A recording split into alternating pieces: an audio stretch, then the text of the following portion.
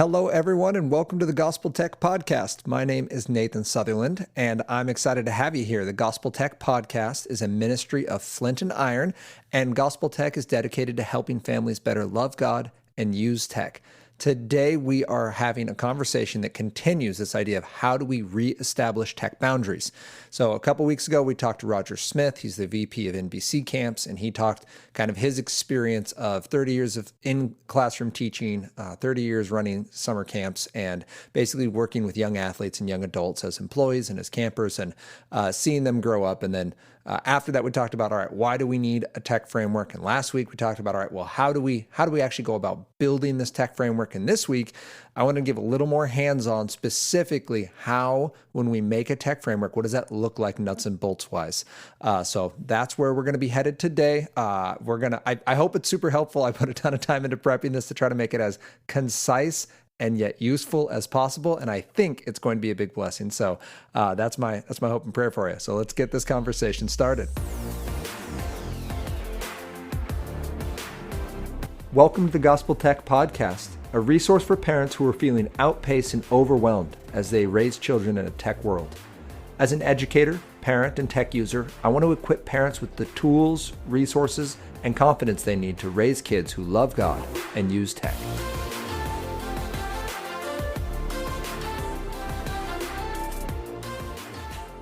All right, welcome back, everybody. So today we are going to be talking about how to reestablish tech boundaries, and there's really 4 areas where we need tech boundaries. So we're going to be kind of looking at this idea that we need tech boundaries for our social media, our games, our shows and movies, and our music. And in each one of those, there's kind of these, well, when we talk about one of those overarching categories, what does that look like? So we're just going to focus on music today. And that may be surprising because people are like, well, it's not really my area of highest need. And actually, that's why I'm going to do it. 2 reasons for that. One, I think there's very few preconceived kind of barriers or bunkers pre-built. There's not a lot of family fights around music. And when I say not a lot, I'm speaking comparatively to video games and shows and social media. Those are usually the hot button issues where families really come down on like, I have to have, or you can never have social media or video games. Or with music, most people are like, all right, music, like let's just keep it from getting crazy. So we can really walk through safely. That's kind of my thought, is there's fewer bunkers pre-built. And the second is because fewer families come to this as their number one tech fight, we can actually have this conversation and walk through it without me giving you all the answers, right? I'm not now being forced to tell you what is right and is wrong. It really lets me have some freedom so that I can keep the gospel as the center and not come across like, well, this is how you have to handle your cell phone. Now, I know some people just want the answer. You're just like, Nathan, tell me what to do with social media. And I believe by the end of this, you will have the answers you need to be able to parent your kid well, to have confidence, to be able to feel like, yeah, you know what, I can walk forward in this conversation. But it's not going to be based off, well, Nathan said so. There's actually a kind of a broader base of information and gospel and hope that I will be able to point you towards, and music is going to be the boat we're fishing from today. So I hope that's helpful. Before we get to that, just a couple kind of take care of business items. The first is thank you so much for listening. And if you are listening and you have listened to multiple, would you please think about taking a minute to rate and review? It's been amazingly helpful, as we've talked before. People are finding out about this podcast simply because you are taking time to rate it. You can just literally scroll to the bottom and rate it out of how many stars it is, assuming you're using, I'll just say Apple iTunes would be the example. So you can scroll down to the bottom and it literally is these little stars. You can click on the number of stars you want. And then if you want to write a single sentence you can say write a review, and you'll type in a single sentence about how it helps you or what you've enjoyed about this or whatever the review is you would like to leave. We hope it's positive, but whatever it is, it does help people find out about this podcast when they go and search for resources for themselves. So please do take time. If you have not yet subscribed, please subscribe. We are so thankful for everyone who's making this happen, and just really want to just praise the Lord for the way this is working. Basically, your support has allowed us to do this for, man, I think we're in month 8 or something right now of making this podcast. And while doing that, we also created the online tech workshop. And what that's letting us to is starting yesterday, as the time you're listening to this, 9/21, is we're creating an online workshop where families can then work either in small groups or with just their families. And it's just the Gospel Tech online workshop. I don't have a super fancy name for it, but basically starting with what is the gospel? How do we know if our tech is healthy? What can we do if it's not? And building a family tech framework step by step so that your family's on the same page and that you guys can then move forward in tech conversations, and really you're training your kids how to handle tech well. And that's our hope. So do check that out. If you have the opportunity, we'll have that in our profiles. If you check us at Sparking Purpose on Facebook or at Flint9 on Instagram, you can see it through our feeds. You can email me directly if you want more information about it. And we have an actual Gospel Tech website coming, but it's just not up and running yet. So I can get you a link, and there's a cool landing page. It'll run you through all the info about the workshop. You can email me as well, nathan@flint9.org, if you have any other questions. All right. I think that's everything. So let's get into this conversation. So I want to take a step back. If you're just joining us in this How Do We Reestablish Tech Boundaries conversation, it would probably be worth going back to last week and looking at the one it released on, what would that be, the 15th of September. So why a family tech framework is kind of the conversation there. Why do we need this thing? But basically, if I were to sum up all of that information, it's a family tech framework helps us fight for our families, not just with them when it comes to tech. And the idea for that, the reason for that is when we now take corrective action, it's not, I don't like what you're doing, or I'm scared of what's happening, or you're kind of crossing paths with your kid and the wires aren't connecting, right? The communication is lost and they hear that you don't understand them, but you're trying to say, I love you, and it doesn't work. What's cool about a framework then is you can take that corrective action, and the framework is the thing you're pointing to. Hey, we made this agreement about technology, right?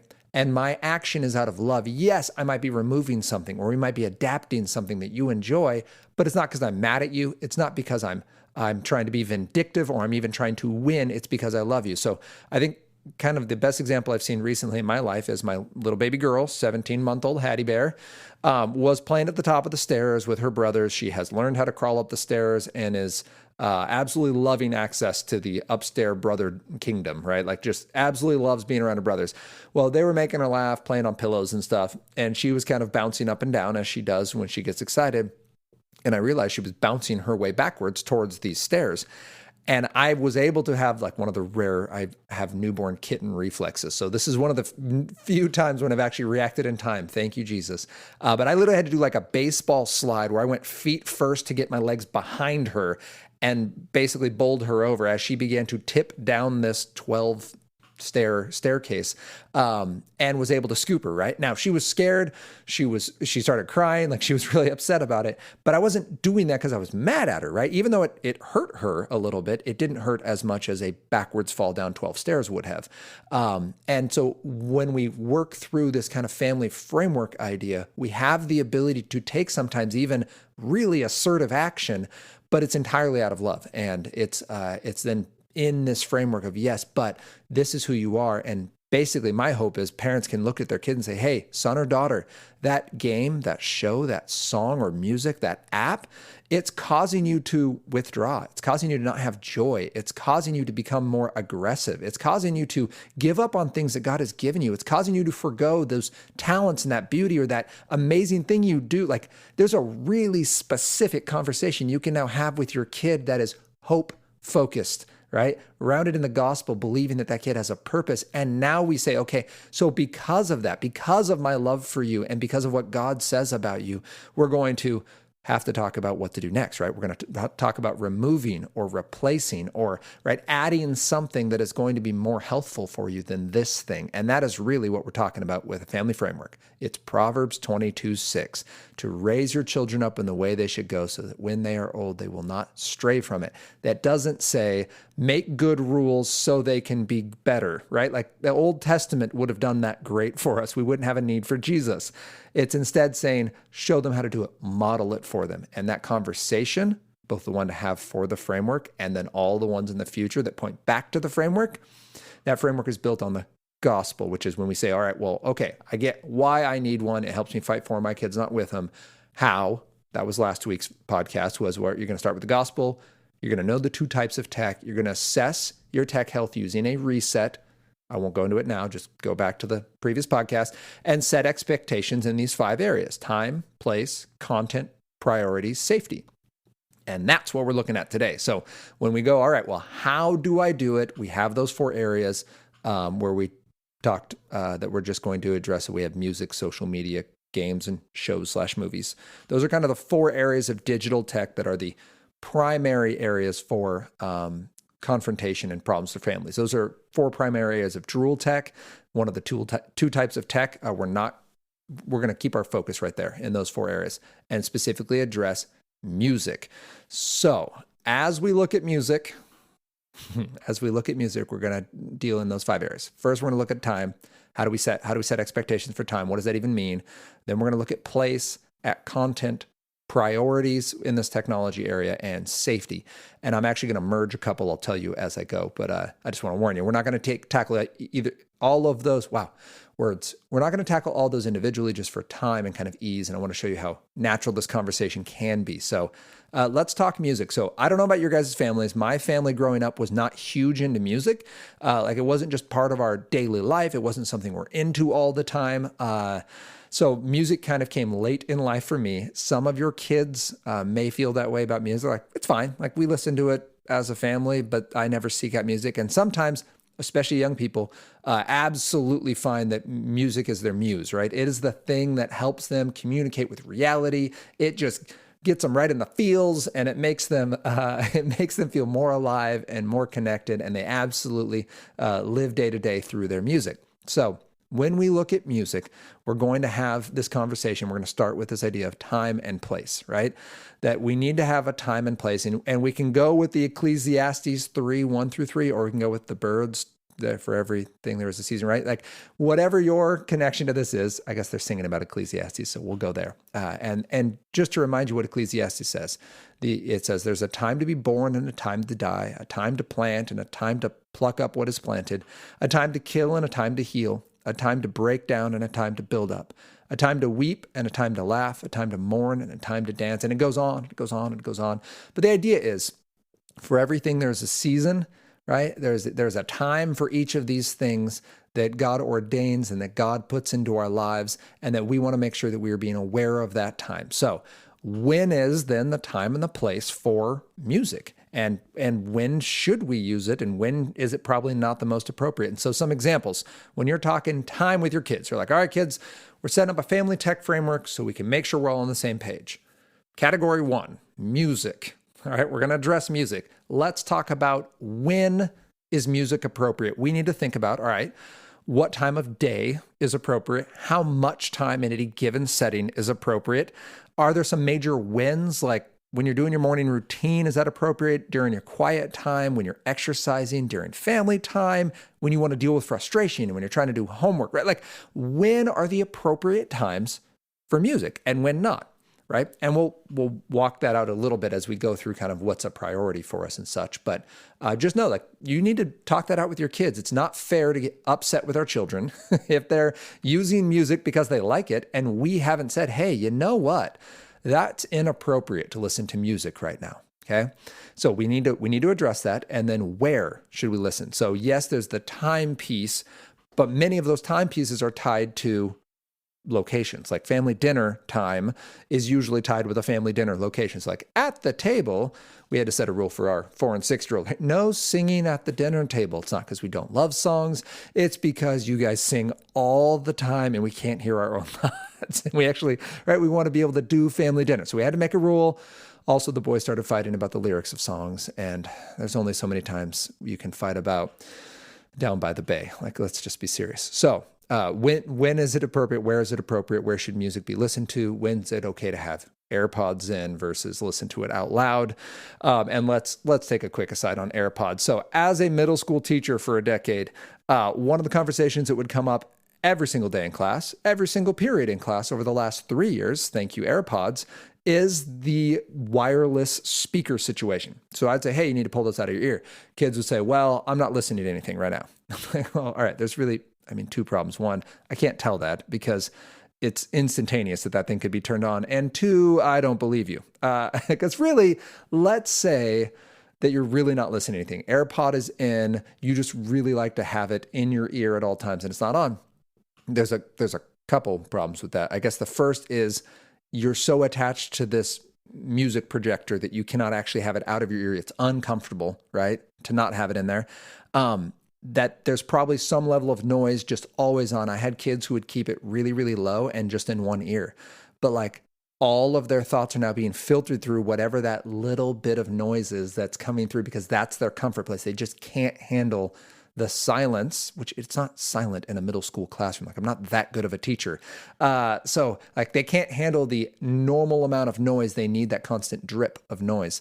And then finally, that there's this easy escape. They're just one click away. If anything gets too stressful or if anything bothers them too much or they just get a little too anxious, they can just hit that button, right? And it's sort of like, it's eerily reminiscent of that morphine clicker when you're in the hospital, right? That like you can hit this button and it'll just give you that little bit of escape that you need to get through that pain. And then when it kind of ebbs away, you'll be fine and everything will have moved on. But we haven't learned how to deal with it. It's actually very reminiscent of the seashells in Ray Bradbury's Fahrenheit 451. Anna and I just reread that in the last week and a half. And if you haven't read it, or you haven't read it in the last 20 years since you were in middle school, like please go back and read it. It's eerie for a book written in the 1950s. But the seashells, right? That we can just fill our consciousness up with the voices, the celebrations, the noise, the distraction, let it wash over us so the real world won't bother us. And that is a problem. So is there a time and place to wear AirPods? Bringing this back full circle. Yeah, sure. AirPods are amazing. They're a wonderful resource. Like absolutely use them. There's even a time where AirPods might help you focus, like airports and coffee shops and walks in public areas. Like they can be a benefit, and yet feeling tied to them at all times and needing them in order to not feel anxious should be a warning for us. So we talk to our kids about when and where is the appropriate time to use music, to maybe even use types of music devices, and then to talk through some of those. All right, what do we do instead? Or why is this okay and that's not? So just for an example, like let's say you're talking to your kiddos about this. You could just run scenarios. You could say, all right, so yes or no, is this appropriate to listen to music? You're having friends over to hang out and you just want to play some music in the background, right? It's not going to be like a dance party necessarily. You just want music on. Is that appropriate? Talk that out with your kids. Like why or why not? What would that look like? All right, it's dinner and your family's talking about stuff that doesn't interest you. Is it appropriate to put in music and kind of withdraw from that? You're on a walk with friends, but no one's talking to you. You're just kind of walking with them. You're all going to the park or you're all whatever, going to a friend's house. No one's talking to you. You're riding in the car with friends. Like, should you put in music and listen to that just because you're not involved in the conversation? You're on a walk by yourself. Does that change whether it's appropriate to listen to music, right? You're at sports practice, but you're not currently in, right? You're not currently playing. That might sound like a crazy example, by the way. It's not if you've been to any recent sports practices. That is usually the first thing that happens when kids go back to the bench, unless devices are intentionally put out of the way. But AirPods will go in and they're not in the scrimmage right now, so they're going to listen to a song for the next 3 to 5 minutes while they wait their turn. Is that appropriate? You're in class, the teacher's talking, but you already know the content. You finish the assignment, whatever. Is it appropriate to listen to music? You're going to want to address that and make sure you walk through these. So I hope as you're hearing that, we all have soft spots for music. We have music we like. This is just addressing when is it appropriate and the why of when it's appropriate. And the when time also ties in with the where, because typically at certain times of day, we're in certain places doing certain activities. So really trying to talk that out with your kids. You don't have to make it comprehensive for every spot they'll ever be, but take 2 or 3 of those, right? Take that you're around friends, but not engaged with them. You're going someplace, either by yourself or with friends, and then you're doing something, school, sports, right? Like tackle those 3, family dinner, like tackle those kind of 3 big areas and then talk through the why. So that's the when and where. I'm going to skip to the 4th one that I talked about, priorities, and then we'll get back to content and safety. But in the area of music, so we now know where our family stands on when and where. What that does for us is meaning if anyone steps across, anyone, parents are listening to music in an inappropriate time or place, or kids are doing that, we now have a framework to have that conversation. Say, hey, that is not helpful, or that makes me feel like you don't want to be here, or that doesn't stand up for what our family believes, or we want to be present with others. So let's let's work through that. Please turn that off or put that away, right? That gives us now that piece of not you are bothering me or you are bad, but that behavior is something we want to address. We don't want to make that normal. We don't want to practice that and have that become ingrained that every time I get stressed, I have to put my music in because I can't deal with it. Like, let's have our quiet time. Let's go get some separation and come back and talk, right? Like, those are what we want to do. But then we need to address the very real fact that some of our family members, some of you listening to this, are huge music people. Music is part of your life. Maybe it's classical music. Maybe it's hard grunge rock. I don't know. But music is huge. And I've talked to families who are like, well, we're not really music people. And our son, in this specific case, our son is just huge into rock music and we just hate it. I'm like, okay, I get that. But for your son, it's a priority. Like, this is something that makes him tick. And that is a gift from God, right? We see this in the Psalms, right? We see it in the Bible that David was a musician and he wrote songs to God and he worshiped God and he dealt with his problems with God through song. And that's amazing, right? We see that David was a broken man. He was imperfect. He had lots of issues, but he's also described in 1 Samuel 13:14 as a man after God's own heart. Right? It's actually repeated in Acts 13:22. So we have a New Testament tie to that. And his songs reflect God's nature and David's need. Jesus actually emphasizes this as well. He literally quotes one of David's songs. So like one of the bestseller kind of top 100 on the Billboard charts if they'd been around 2 millennia ago. But on the cross, Jesus says, my God, why have you forsaken me? It's the beginning of Psalm 22:1. And if you go read Psalm 22:1, please do. It's a delight. But it starts with that. In the middle, it starts saying things like, I'm poured out like water. All my bones are out of joint. My heart is like wax. It is melted within my breast. That's verse 14 of Psalm 22, which, side note, when the centurion stabs Jesus with the spear to make sure he's dead, blood and water flow out because his heart literally ruptured. That's a big deal. That's in verse 14. So Jesus, though, isn't just claiming messianic promises through this song and isn't just saying, God, why did you forsake me? He's claiming how it ends, because that song ends with, but the posterity shall serve the Lord. It shall be told of the Lord to the coming generation. They shall come and proclaim his righteousness to people yet unborn, that he has done it. That's verse 31. And Jesus' final words are, it is finished. Right? He doesn't just say, hey, remember David? Yeah, I feel like him. I'm forsaken by God. Right? No. He's also quoting that end part, that it is finished. It's been done. This was a promise that's been fulfilled in me. And we get a song that does it, right? And the it is finished is John 19:30, if you want to go look up that part too. That it's not an accident. So songs matter. God's used them for millennia. We need to understand that they can be a priority, that some of our kids are just going to communicate through it. And song is awesome because it's not all about facts and just putting everything in words. A lot of it is the emotion. How does this feel, right? We get, I'll come to it again later, but right, some of David's they're pretty intense, right? They're not all happy and fluffy. So where do we put music as a priority? I think the first time, I guess I mentioned I wasn't raised with a ton of music as like a massive priority. We did like road trip music and that was sort of it. But I have a friend who's huge into drumming. Like drumming is his jam. I guess that's all right. I wasn't intended, but there you are. But drumming is his thing. And so we were over visiting him and his family, and we hopped into the car. He's a mild-mannered dude. And we like get all the kids into the car. It's me, him, and our boys. He's got 2, I've got 2. And so we put the boys in the car and we're driving someplace. And it's just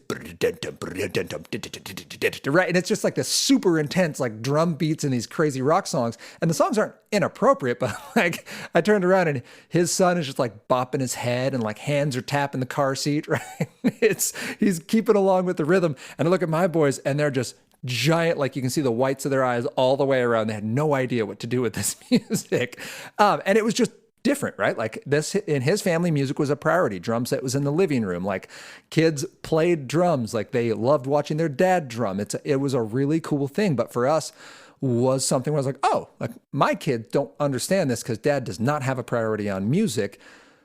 But in my family, it would be a little bit different, right? In my family, my wife has been a longtime hip hop rap music fan. And I recently have gotten into kind of the gospel rap side, which has been cool because these guys are crazy talented, and I appreciate anyone who's preaching the gospel well. So, literally yesterday, we're driving our kids to school. My son's like, "Hey, Dad, can you put your music on?" Now, this is at 8 in the morning. 8 in the morning, I'm like, boys, it's a little too early. Like, that music, like, I'm just not really up for it. I need something a little more calm. And they're like, no, play us some Canon. Now, Canon, I'll put a link. If you go to the show notes below, click on Canon. Canon has this thing called Good Go, Part 2. And the guy can flame. He just absolutely can speak like 500 words a minute. It's insane. It's insane. And he has this great song that shares the gospel, and the boys wanted to listen to it. And I was like, who would I be if I did not give my sons the good things they're asking for? So we rolled into the school parking lot, crushing some gospel rap and absolutely loving that. So where I'm taking this is this idea of priority comes down to, where is differences in your opinions on music? Where is that just a preference thing? Like, you just don't love this kind of music, and so you're not on board with it. And where does it actually not align with your family expectations, right? So for my friend, right, rock music is a big part of his life. He loves music that has great drummers in it, and they will listen to a lot of rock music. For my family, it might be rap music, which may not be your cup of tea, but I can promise you the rap music we're listening to is not just lyrically amazing or incredibly talented individuals, but it also is just really good in the genre of rap. So when we look at this music, we need to understand, all right, where's our priority? We understand that you are super into this, and we need to recognize, is it just that I'm not used to it? Is it that this actually misaligns with the importance of what we have? And is it basically worth getting into this song or into this band? Does it line up with our ultimate goal? Not just, well, I feel good when I listen to it and it has a good rhythm, therefore I'm going to listen to it. Like, there's a lot of music that we probably don't want to do that, but does this help us recognize more of who God has made us to be? And if so, great, let's listen to it, let's enjoy it. Let's maybe recognize we don't want to be like the people. If you're into writing at all, or reading, or you want to be a poet, or you want to be an architect, like, look at the greatest architects in the world or in history. You probably don't want to be like all of those people. Or if you're an artist, like, the greatest artist doesn't mean they're wonderful humans. So we need to recognize, like, this art is good. Yes, there's art we don't want to engage because it is angry and it is dark, but we want to recognize some of this. And I guess recognize that not all music has to be happy. And so with that transition, I guess look at these last two areas. So we're going to take content and safety. So number 3 and number 5 of those 5 things we're looking at in the greater category of music. And we're going to look at, all right, does the content line up with our expectations? So we know where it is in priority. Music is going to be important to you. So we recognize that's important to you, or this is something our family values. So we are going to emphasize this area of music. But in the area of content and safety, right? Like, let's look at what are we listening to? What is it coming into our minds and our hearts? Is this worth listening to? And then how can we make sure we're being safe with it? So when we talk about songs, sometimes it's easy to go, well, this is Christian music. And there's a lot of argument about, like, what does that even mean, Christian music? And I think the easiest answer would be, well, does it explicitly reference God and accurate traits about God, right? Like, that would be Christian music that's singing about what Christ has done and who God is through Christ. Like, that's Christian music. That's the idea of what it is to be a Christian, is you're a disciple of God. Anything that points your heart to worship, I think, would probably be Christian music. But then there's music that it's not Christian per se, but it's dealing with things that Christians deal with, right? Like a broken world, and it's going to deal with hurt and brokenness and a lot of the issues that we don't want to talk about. Songs do an amazing job of getting into quickly and then helping us kind of process it ourselves, or even start the conversation with somebody else. And so I think we'll start with, all right, when we talk about what is appropriate content, we start with verses like Romans 8:5. It says, set your mind on the things of the Spirit. You're like, okay, I'm going to set my mind on the things of the Spirit. So there are things that line up with who God is and his eternal, unchanging nature. I'm going to set my mind on things like that, and then therefore avoid things that aren't that. Well, Galatians 5:22 and 23 kind of makes that a little more clear for us. It says, all right, the fruit of the Spirit, the things you get when you're connected to the vine, as Jesus says in John 15:5, when you're connected to the vine, you're going to produce love, joy, peace, patience, kindness, goodness, faithfulness, gentleness, self-control. So now I have fruit that I can look for, and I'm not making this fruit. I'm not going to tell my kids, go out and be loving. You can't. That's why Jesus died and rose again, right? Like, you need to be connected to Jesus, and anything that helps you connect with Jesus, anything that helps you recognize your need, is going to be things that are going to be helping you produce fruit, because when you're connected, you produce fruit like that plant, right? When you're not connected, you just die. And that's the way that is. So, all right, what music then is specifically helping us be more connected? And some do that really easily, right? It depends on the person. But there are songs, so for me, that Good to Go Part 2 by Canon is fantastic. I'll put a link into it below if you want to listen to some of that. That'd be amazing. Or Andy Mineo's got a song called The Saints, or Start Over by Flame and NF. Like, those are songs that share the gospel, and I listen to them, and I don't just enjoy the way they sound. I love what these people are saying, and I love how they say it. And they say it in like 3.5 minutes, and they cover a really excellent testimony and gospel. That's great. So that's something that I enjoy, that content matches. So when we listen to our songs, we need to go, all right, these are our go-to songs. These artists, we trust them because they have multiple albums, or we've listened to lots of their music, and we recognize that we're generally on the same page. These artists are all good.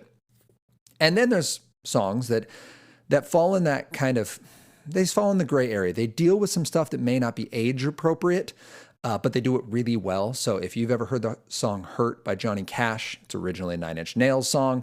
It addresses that ecclesiastical meaningless of gaining the world and losing your soul, right? And being sung by Johnny Cash at the end of his life. It's the last song he produced. If you have not heard it, don't listen to it like right before you're supposed to be really happy. But I would encourage you to listen to it. It's really good. And coming out of the mouth of Johnny Cash, where he dealt with addiction and brokenness and repeated mistakes and kept coming back to faith in order to find his purpose. And he's literally singing like, what have I become, my sweetest friend? Like, everything I know goes away in the end. Like, that's really powerful coming from a dude who would shortly die thereafter, leaving this entire kingdom of dirt, as he references it in the song. So Hurt, Small Bump by Ed Sheeran, talking about losing a child. Even the song One by Metallica, which is addressing war and pain and the horrors of these different things. And those can be good. I'm not going to tell you to never listen to them, but I think there's a time and a place. And I think if you deal with that poorly, we can spiral, right? I am someone who's susceptible to songs speaking a lot of truth in an angry way. And then I get angry. And instead of it helping me love others and push more into who God is and recognize his goodness and my need, I start to want to take control, and I want to get cynical is usually the way I take control. And now I want to be bitter about things, and I want to start asking questions that don't really have good answers, and I'm not really going to try to find answers. I just want to be mad about it for a while. And that's not really something that God's asked us to do. So I think there are those songs and those artists where we just want to go, hey, let's be intentional with where we're pointing our hearts and what we're setting our mind on. And is this something of the Spirit? And we mentioned David's songwriting. He knew how to write about pain. Psalm 13:1, how long, O Lord, will you forget me forever? Right? That's the opening line, which is, that's like Job-esque questioning there, right? Like sort of putting God on trial and showing that we can ask big questions of God. That's fine. We can be mad. That's fine. But we just can't allow our hearts to stay there and put ourselves on the throne and go, you know what, God, if I was in your throne, I would do better. Right? Like, that is the twist we have to watch for. Or one of my personal favorites coming out of Psalm 58. Oh God, break their teeth in their mouths and tear out the fangs of the young lions. Let them vanish like water that runs away. When he aims his arrows, let them be blunted. Like, that's pretty strong language. And he's specifically addressing the wicked. And actually, he goes on to talk about how the righteous will bathe their feet in the blood of the wicked. Like, it's intense imagery, but what's the point? It doesn't have to be, music we listen to doesn't have to be just feel good. Like when you talk out the music with your kid, ask them about it. Look at the lyrics, listen to it with them, and then talk to them. Like, why do you like the song? What about this ticks for you? Is it just that it sounds cool? Is it line up with something you've experienced? Does it, like, what about this do you love? And then let's talk through, like, is that lining up with content, and is it safe for you? Is it leaving you in a spot where you can still be connected to God's love and joy? Or do you find that it kind of twists you a little bit and you start to spiral? And we want to just watch that, because there are songs that are just simply too much to be redeemed. They are not helpful. The ideas are done in a poor way. They either celebrate them or they mock them or they trivialize what is important. And I think probably one that comes off the top of my head would be Sicko Mode by Travis Scott. Go ahead and look up the lyrics, listen to it yourself. It went viral. It's been a huge hit as far as how many people listen to it, and it got him tied in with McDonald's on a huge sponsorship album title thing, and it's a big deal. But like, that's not a helpful song. Nothing about it really talks about an important human experience. Like you can go Kendrick Lamar. If you want to talk about someone bringing up hard stuff in a real way, Kendrick Lamar does that in an amazing way. I would argue Travis Scott still has some work to do to get there. And so I think talking about that, yeah, we can talk about suicide and depression. We can talk about drug addiction. We can talk about hard relational truths, right? But we need to do that in a way that recognizes that we're talking about people and that we're talking about people that Jesus died for and that God loves. So we need to not trivialize them or do anything that would be, we'll leave it there. Yeah, I don't really want to go too far into his stuff, but I would say that, and by the way, it's not just like I picked on hip hop and rap because that's kind of more where I'm at in life. But I mean, if you go look at oldies, like there are songs that probably aren't where like Mungo Jerry talking about summertime. And if her daddy's rich, take her out for a meal. Like those are probably not songs worth listening to. Like, yeah, they've got a cool beat and we like them or we've always listened to it, but let's be serious. Mom and dad, we need to make sure this lines up with the music we listen to as well. And sure, there's songs we can listen to with our kids not around because they help us process things and we get that. That's a reality that there might be things that are a personal processing tool for you. But we also need to be intentional of what are we listening to and modeling for our kids? Is it helping them love God more? So when we wrap up this conversation, we have just looked at what does it look like to make a family tech framework for the area of music. We would want to do the same thing for social media. We'd want to do the same thing for shows and movies and the same thing for gaming. Those are our 4 areas of primary Drool Tech. We looked at time, the place, the content, the priorities we have, and the safety of this given interaction.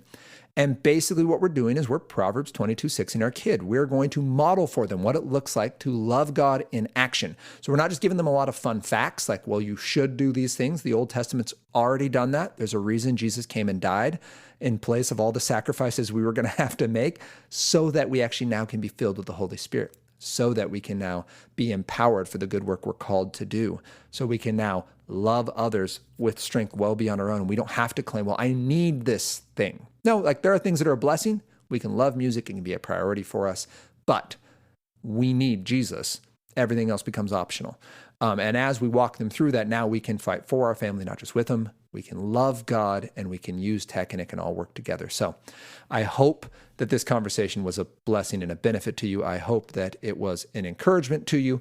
And as you work through this conversation, I hope you'll check out the online workshop, because the workbook will actually have each of these sections. The questions are pre-written for you and it kind of walks you through. It's an easier process than just kind of trying to do it on your own. So it's a guide that is meant to be helpful so that you can still be the professional in your family and really be the specialist for your own kids, and then get resources to help you guys fight for each other, not just with each other, about tech. So hope it was a blessing. If you want to reach out, if you have any questions, you can reach me, Nathan@flintandiron.org. You can go to us on social media. So it's @SparkingPurpose on Facebook or @FlintandIron on Instagram. And hope it's a blessing. Hope it's helpful, and really excited to continue this conversation as we continue to talk about how can we help our families better love God and use tech.